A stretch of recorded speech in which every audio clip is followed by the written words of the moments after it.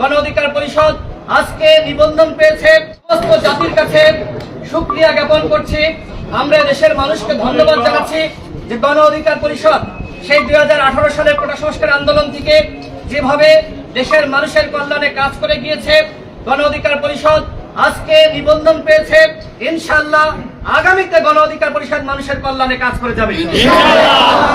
আমরা জানি যে এর আগে এই নির্বাচন কমিশনের অধীনে 2024 সালের যে নির্বাচন হয়েছিল সেই নির্বাচন একটি অবৈধ নির্বাচন ছিল এবং আপনারা জানেন যে জনগণের সাথে যেভাবে প্রহসন এই নির্বাচন কমিশন করেছে, আজকে আমাদেরকে নিবন্ধন দেওয়ার মাধ্যমে আমরা মনে করি যে জনগণের বিজয় হয়েছে, পরিষদের বিজয় হয়েছে।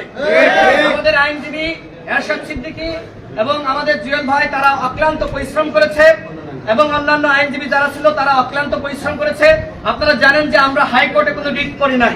গণ অধিকার পরিষদ আমরা নির্বাচন কমিশনের কাছে চিঠি দিয়েছিলাম এবং তাদের কাছে আমরা জানতে চেয়েছিলাম, সেই সময় কিন্তু তারা আমাদের চিঠির কোনো উত্তর দেয়নি।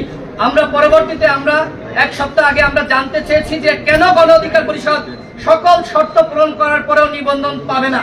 তারা সেই চিঠির জবাব দিয়েছে এবং আমাদেরকে বলা হয়েছিল যে আমাদের কয়েকটি উপজেলা কমিটি জমা দেওয়ার জন্য। আজকে আমরা আমাদের সকালবেলা আমাদের যে সকল কাগজপত্র চাওয়া হয়েছিল, আজকে সকালে আমরা আমাদের দলের পক্ষ থেকে সেই সমস্ত কাগজপত্র জমা দিয়েছি। প্রিয় সাংবাদিক ভাইরা,